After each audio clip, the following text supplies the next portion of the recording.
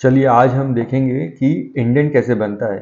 तो डैशबोर्ड से अपने ट्रांजैक्शन में जाएंगे, ट्रांजैक्शन में क्रिएट इंडेंट पे जाएंगे।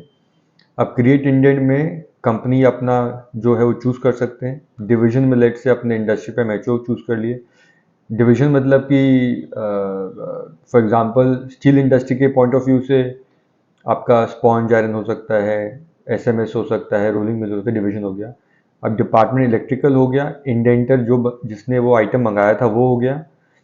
अब मंथली बजट एक चीज़ है, जो यहाँ पर 10 लाख दिखा रहा है। हम दिखाते हैं मंथली बजट कैसे काम करता है। तो सबसे पहले जाते हैं यहाँ पर एक आइटम सर्च करते हैं, लेट्स से बेरिंग 6210। उसका हमने अगर आइटम कोड सेट किया तो आइटम कोड आ जाएगा।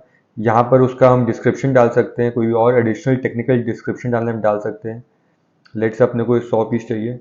तो अब देखिए जैसे हमने 100 पीस डाला है यहाँ पर इंडेंट वैल्यू आ गया कि ये प्रीवियस परचेज के हिसाब से 94,000 रुपीज़ का हमने परचेज किया था और उतना रुपया हमारा मंथली बजट से घट गया। तो मंथली बजट का कॉन्सेप्ट ये है कि जो भी हमारे डिपार्टमेंट वाइज एचओडीज हैं उनको हम एक बजट दे देंगे हर महीने में, और उस बजट के अंदर ही आपको इंडेंट करना है। वो जब बजट ख़त्म हो जाएगा तब आप सिस्टम आपको और इंडेंट अलाउ नहीं करेगा। उसके बाद आपको जो भी हेड है उनके पास जाके अपना बजट को इंक्रीज करवाना पड़ेगा। यहाँ पर लेट से अपने एफ ब्रांड ले लिए। कॉस्ट सेंटर, ये सामान कहाँ लगेगा, क्रेन नंबर 1 में लगेगा। कब तक ये सामान चाहिए, लेट से ये सामान हमको 17 तारीख तक चाहिए। पर यहाँ पर अब देखिए मैं सामान 17 तक बोल तो दिया हूँ, बट यहाँ पर हम एक और चीज़ दिखाते हैं, वो लीड टाइम। लीड टाइम क्या है कि वो सामान में को आने में कितना समय लगता है। तो हम एक साल का एवरेज पकड़ते हैं कि एक पीओ बनने के बाद जीआरएन होने में कितना समय लगता है, और वो लीड टाइम हो जाता है। तो इससे क्या होता है, जो भी इंडेंट कर रहा है उसको पता है कि प्रीवियस हमने जब भी परचेज किया है मोटा मोटी इतना समय लगा है, तो इससे वो प्लानिंग बेटर कर सकता है। इंडियन वैल्यू हमने बता दिया। सजेस्टेड क्वांटिटी में बाद में आऊँगा। स्टॉक दिखा रहा है हमको कि इस आइटम का भी करेंट मेरा इतना स्टॉक पड़ा हुआ है। ये भी बता रहा है कि लास्ट 6 महीना में कितना इशू हुआ है। अब सजेस्टेड क्वांटिटी का मतलब ये होता है कि सिस्टम आपको बताता है कि अगर आप ये सामान मंगाना है, आपके प्रीवियस कंजम्पशन और आपके प्रीवियस लीड टाइम के बेसिस में इतना आपको सामान इंडेंट करना चाहिए।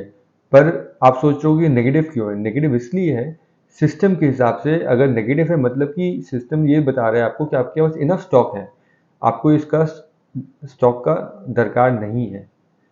अगर ये सामान का कुछ हमको और कोई इन्फॉर्मेशन पास ऑन करना है परचेजर को, वेंडर को, तो यहाँ पर मैं नोट ऐड कर सकता हूँ। अर्जेंट हो तो मैं यहाँ पर सीधा टॉगल कर दूंगा तो अर्जेंट हो जाएगा। अटैचमेंट, अगर मुझे उसका ड्राइंग अटैच करना है, मुझे उसका फोटो खींच के अटैच करना है, मल्टीपल मैं यहाँ पर अटैचमेंट कर सकता हूँ। यहाँ पर एक और आइटम अपने ऐड कर देते हैं, लेट से एक सेकेंड, लेट से हाँ, लेट से बेरिंग अपने को 700 चाहिए। हाँ, तो बेरिंग 700 में लेट से इसमें 100 पीस चाहिए। मेक मैंडेटरी नहीं है तो मैं छोड़ भी सकता हूँ, उसमें छोड़ देते हैं। कॉस्ट सेंटर में वापस ये पकड़ लेता हूँ। तो इसमें देखिए इंडियन वैल्यू 95,000 था, मंथली बजट और घट गया। इसमें अपना स्टॉक दिखा रहा है क्या है, सेम चीज़।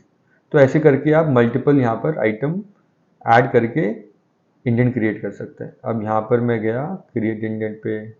हाँ, ये एक इंटरेस्टिंग चीज़ है हमने किया। हम क्या करते हैं, जब भी आप इंडेंट बनाते हैं, अगर वो कोई भी आइटम मेरा प्रोसेस में है, मतलब कि मेरा जीआरएन नहीं हुआ, जिसको हम बोलते हैं ओपन इंडेंट, हम दिखा देते हैं। इसका पर्पस सिंपल है, हम चाहते हैं कि आपका कोई भी डुप्लीकेट रिक्वायरमेंट ना बने। यूज़र ने वो सामान पहले दिया था, वो प्रोसेस में है, क्योंकि उसको सामान नहीं मिला, उसने जाने अनजाने में वो सामान का रिक्वायरमेंट वापस दे दिया। तो यहाँ पर आएंगे, देखेंगे कि ये सामान का प्रोसेस है, और हम इसको अवॉइड कर सकते हैं नया इंजन क्रिएट करने में, अगर वो सही में सेम रिक्वायरमेंट था।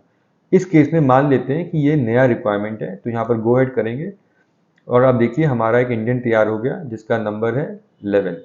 तो ये हो गया इंडेंट कैसे क्रिएट करते हैं।